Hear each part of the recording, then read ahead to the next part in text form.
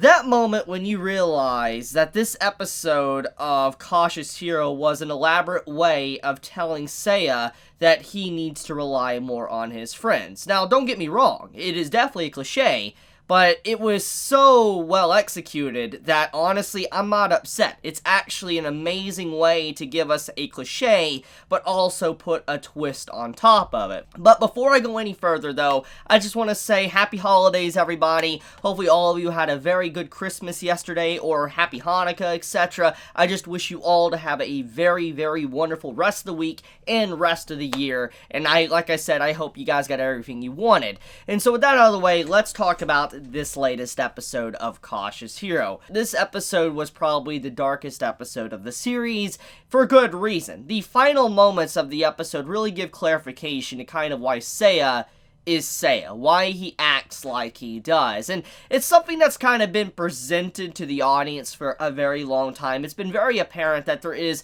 some in between the lines you can read when it comes to the other goddess that we found out used to be Seiya's goddess, and we got some hints here and there throughout the story that there was definitely a lot more to Seiya than meets the eye. It seemed like he was burdened by whatever trauma he had in the past, and we come to find out within this episode that everything that he has done, for instance, throughout this entirety of the story that could be used as a comedic gag to laugh at, etc., is actually something he's truly serious about, and it really amplifies his character and takes it to a whole new level, and that's kind of what I want to get into. So basically, when we first start this series of Cautious Hero, obviously many are going to be like, this man is overly cautious, and then we find out that the reason why he's doing it is because he wants to protect people, etc. If he dies, it's all over. We knew about this since the very beginning, but the thing is, we get context to why he does the things like he does. For instance, why he continuously uses, like, hellfire against, the dead bodies of the demons, and etc. Why he keeps attacking them,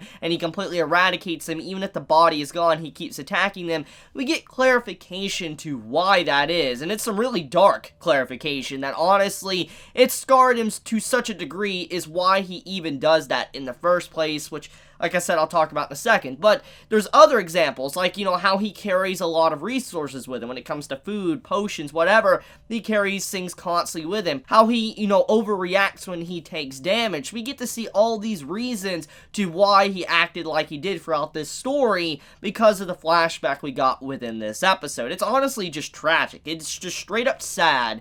And now, when I look at this series, I can't look at it the same. Honestly, if I was to do a rewatch of, Cautious Hero now, like start from episode 1 and catch up right now back to where it's at, I would probably not have the same outlook on the series. Like, I wouldn't think it's really funny as much anymore. I'd probably say, like, these little moments of Seiya and why he acts like he does is more tragic than anything, and, this comedy is just used for the outsider's perspective that doesn't really understand what he has gone through, and I appreciate this story for that. It's been really well executed. They've done a fantastic job of building up for this very moment for it to be revealed to the audience, even if everything might work out in the next episode of the series. I do think that just the build-up of why he is like he is just such a great way to use a cliche that I'm honestly not even mad.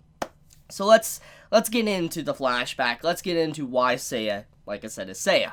So, he was a hero, obviously, but that was kind of apparent for a long time now that was kind of being hinted at throughout the story. It wasn't directly stated, but we come to find out that Seiya, at one point in time, he was another hero part of another world. He just didn't remember, he had no idea, and he failed his duty, which would explain kind of why he didn't want to fail this world, because when he failed in that world, pretty much the world went to ruin. So it's very clear that, he might have been another hero or something. Something was definitely going on. Reincarnated, whatever.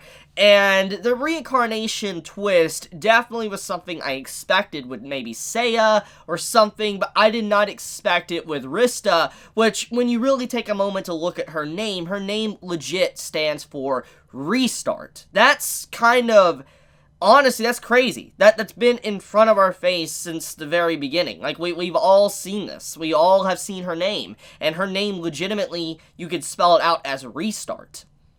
That's just crazy. We also have the thing with Seiya and how he was in a relationship with Rista. So, before she died and all that in that world, she was a princess that was like a healer, and she was healing Seiya. She was basically doing the exact same role as she is doing now within this story. And at the very least, she's doing it less. She's not healing Seiya as much as probably she was in the past as a princess, was because Seiya relied on all his friends to such a degree that he thought that they could defeat anything. That, cliches and the good guys will always win, etc. But obviously that did not happen, and they had a child. She was pregnant with his child, and it didn't seem like he was very aware of it at that moment when it was revealed at the end, but she was pregnant, he was shocked, and then all of a sudden the Demon King is like, oh, I'm going to devour this child right in front of you, and then devour the woman you love, and while you watch all of this. And we have the scene kind of cut to black. Like, we don't get to see exactly what happens for good reason, honestly. It's for good reason why. We didn't really need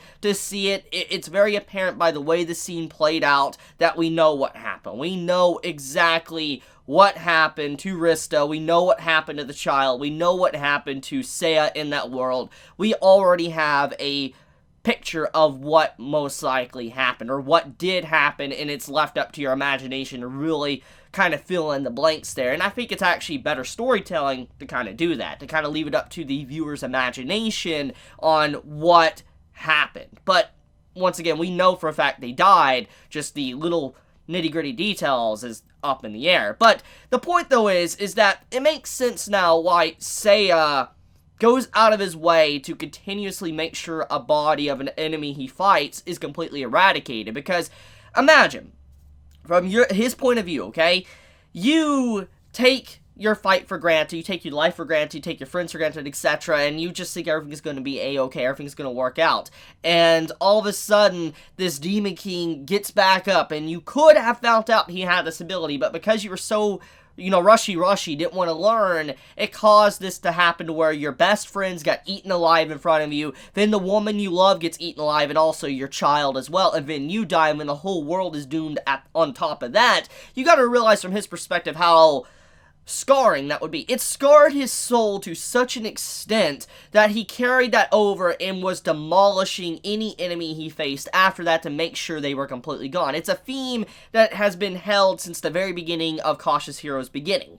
When we look back at how he acted when he first took down the first Heavenly Demon, when he came in contact with them at the beginning of the story, there was so much anger and aggression in Seiya's face that honestly many might take it as a joke or funny, or it was being over the top. But now looking back at it, it makes sense why he acted like he did. He was, like I said, so mentally scarred. His soul was very scarred to the point that he harbored this emotion that he should make sure that the opponent he faces is dead and never gets back up ever again.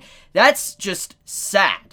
Then, like I said, the wounds. To explain the wound situation, we've seen where Seiya gets a little bit damaged and he freaks out. He's like, oh, I'm in pain and all that, and it's only like 100 hit points off of like a million hit points. And many might look at it like, wow, you're being dramatic, over dramatic, etc. But now looking at it from this episode, we understand now why he got so over dramatic about his damage and why he wasn't dramatic when he was damaged in the previous episode against the War Master, was because he doesn't necessarily feel pain. He can work through the pain. It doesn't bug him. He was just very cautious about his health pool because he didn't want to get it too low to where they were in such a bind that he wasn't able to fight back. That's basically what the point was, is because he was constantly waiting until his health was very low and the healing had to be relied on him. Like, the healer had to heal him completely back from, let's say, to 1% HP to 100, which is very taxing on your mana supply. So he didn't want the situation where, like, mana ran out. Like,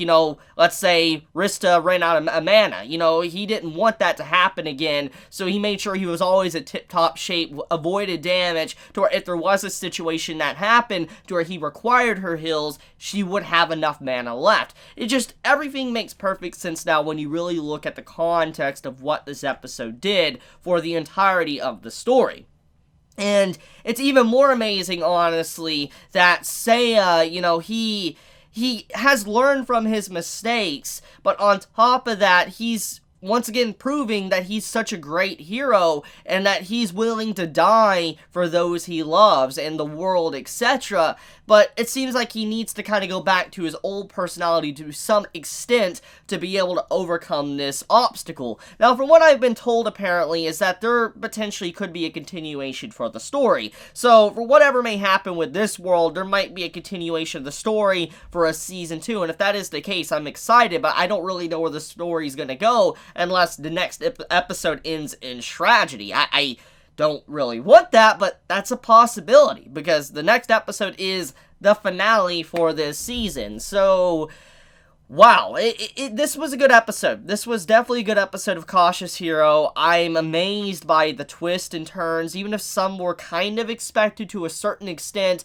You're not going to tell me, though, you didn't expect maybe Rista being reincarnated unless you've read the novels, to maybe just finding out about the whole, what happened to Rista and Seiya and the child, etc. You're not going to tell me you knew those details. I didn't expect that twist. That was really shocking, and whoa, just, this is a heavy episode, a very, very heavy episode of, you know, Cautious Hero. But let me know your thoughts in the comments below. If you enjoy my content, you know, please subscribe. If you like this video, please leave a like. And if you want to get notified for whenever I upload a video, please click the bell icon down below. And with that, Chibi out.